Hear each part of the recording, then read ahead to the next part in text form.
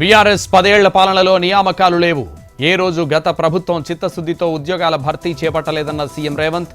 గతంలో ప్రశ్నాపత్రాలు జిరాక్స్ సెంటర్లలో అమ్ముకున్నారని ఆరోపణలు.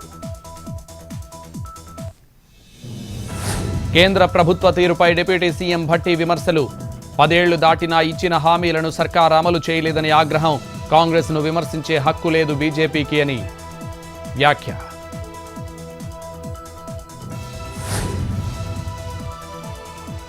లేక్ వ్యూ గెస్ట్ హౌస్ దగ్గర రైన్ వాటర్ సంప్ పనులు.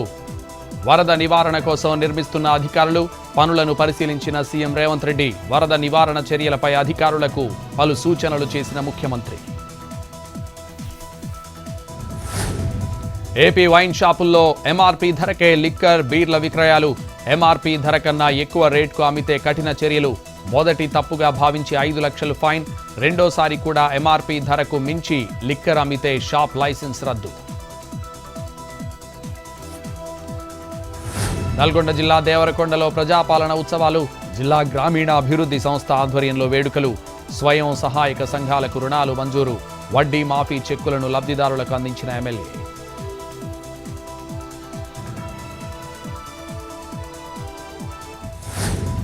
అన్నమయ్య జిల్లా లక్కిరెడ్డిపల్లిలో ప్రజా దర్బార్. వైసీపీ ప్రభుత్వం వల్లే భూ సమస్యలు వచ్చాయన్న మంత్రి రాంప్రసాద్ రెడ్డి.